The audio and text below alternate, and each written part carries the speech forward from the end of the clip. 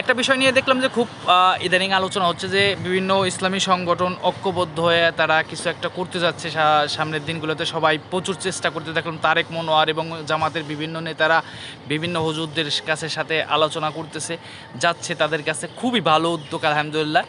তো এর মধ্যে দেখলাম যে আমার মনে হয় সম্ভবত হাটহাজারীর কোনো এক হুজুর, অনেক বড় একজন মুফতি উনি, তো উনি বলতেছিল যে যদি আমরা ঐক্যবদ্ধ হই তাহলে তো একজন আমিরের নেতৃত্বে ঐক্যবদ্ধ হবে। সেক্ষেত্রে প্রত্যেক সংগঠন বা দলীয় আমির তো থাকবেই, কিন্তু আমরা যেহেতু ঐক্যবদ্ধ হচ্ছি, একজন আমিরের নেতৃত্ব ছাড়া তো আসলে ঐক্যবদ্ধ হওয়া সম্ভব না। তো এটা নিজেদের ভিতরে ডিসকাস করে একজন আমির নিযুক্ত করতে হবে।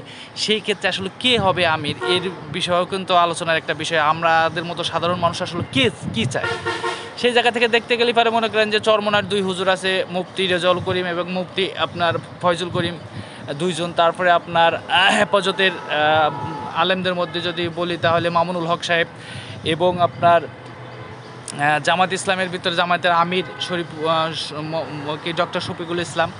এই যে কয়েকজন ব্যক্তির ভিতরে আমি মনে করি সবচেয়ে যোগ্য ব্যক্তি, আমি যদিও মনে করেন যে চরমনাই করতাম একসময়, পরেতে আপনার আহলে হাদিসের কথা বলি যদিও, ঠিক আছে।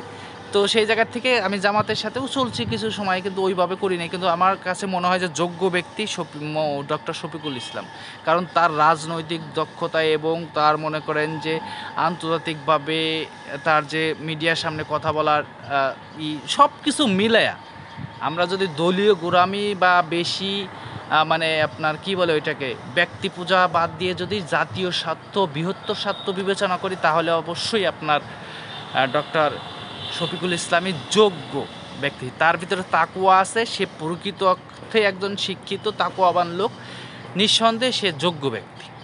এটা আমার ব্যক্তিগত মতামত।